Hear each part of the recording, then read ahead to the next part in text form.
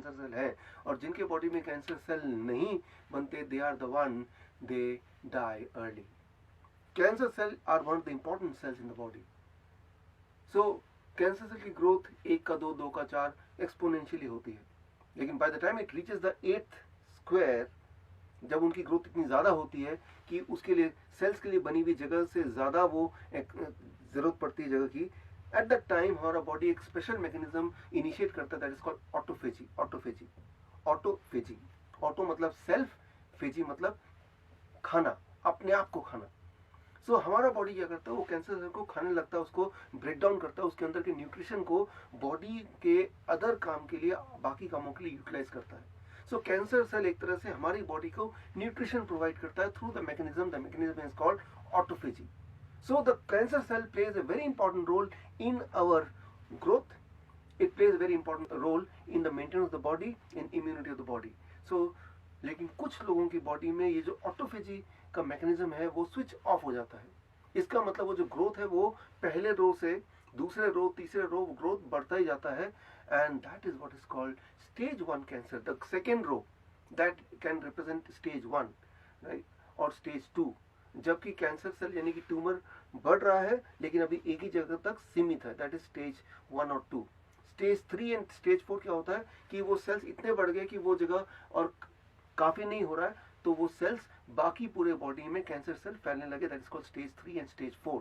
Just like कि वो chess board में जो थर्ड रो था, जो फोर्थ रो था, वो स्टेज 3 और स्टेज 4 को रिप्रेजेंट कर सकते हैं. पूरे बॉडी में कैंसर सेल, पूरे बॉडी में जगह जगह पे tumours, that is what is cancer. So cancer can happen if the autophagy mechanism is switched off in the body. करीब 20% of the world population in their lifetime, sometime their autophagy mechanism gets switched off, and that is the time when they suffer from cancer, or some of them die of cancer. Right, कोई भी इंसान की मौत cancer से तभी हो सकती है जब कैंसर सेल बढ़ते जा रहे हैं और उसको रोकने के लिए जो मैकेनिज्म है बॉडी का वो बाय चांस स्विच्ड ऑफ है. Most of the people what they do, they go for biopsy, they go for diagnosis like MRI, they go for CT scan, ultrasound, right. जब भी देखा कहीं ट्यूमरस ग्रोथ है तो सबसे पहले बॉडी हमें बताती है by giving pain, और उस पेन के बाद हम डॉक्टर के पास जाते हैं, डॉक्टर बोलता है डायग्नोस करना पड़ेगा. एक इंपॉर्टेंट बात मैं आपको बताता हूँ कि diagnosis causes cancer. Listen carefully, diagnosis causes cancer. एक बात तो तय है कि अगर आपको कहीं पेन हो रहा है तो हो सकता है कि वहां ट्यूमरस ग्रोथ हो, लेकिन हर ट्यूमर कैंसर में कन्वर्ट होगा ये श्योर नहीं है. कई बार ट्यूमर जब एक हद तक बढ़ जाता है तो बॉडी अचानक ऑटोफेजी को ऑन कर देता है और धीरे धीरे वो ट्यूमर हमारे बॉडी में अपने आप ही डिसॉल्व हो जाता है. जिस तरह से आपको पिंपल होते हैं तो पिंपल एक साइज में आने के बाद अपने आप डिसॉल्व हो जाता है. सिमिलरली बॉडी के अंदर भी सिस्ट है, ट्यूमर है, पॉलिप्स है, they grow and most of them they get dissolved on their own, right. So लेकिन कई बार हम में से कुछ लोग पैनिक होकर डॉक्टर के पास जाते हैं, that is called preventive checkup, और डॉक्टर उस ट्यूमर को देखता है. एक इंपॉर्टेंट बात, अगर आप ट्यूमरस ग्रोथ को छेड़ेंगे तो non cancerous cell can get convert into cancerous cell. I will give you one example to make you understand.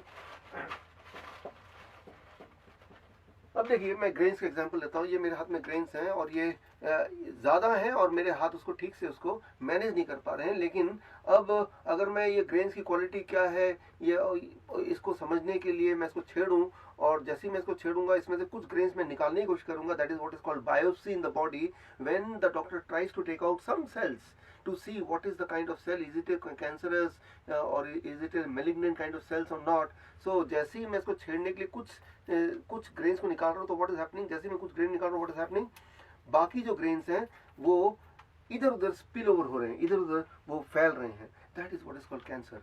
Tumour और कैंसर सेल में फर्क क्या है कि जब सेल फैलने लगते हैं अलग अलग बॉडी की जगह पे, वो डिस्ट्रीब्यूट होने लगते हैं, दैट इज कॉल्ड कैंसरस, वो स्प्रेड होने लगते हैं. लेकिन स्प्रेड होने के लिए इंपॉर्टेंट है कि जब आप उसको छेड़ेंगे, राइट, उसे एक्सरे से छेड़ेंगे, उसे बायोप्सी से छेड़ेंगे, उस पर कट लगाएंगे, सर्जरी करेंगे, that what is cause, that is what is called cancer, or non-tumorous cell getting converted into tumorous cell.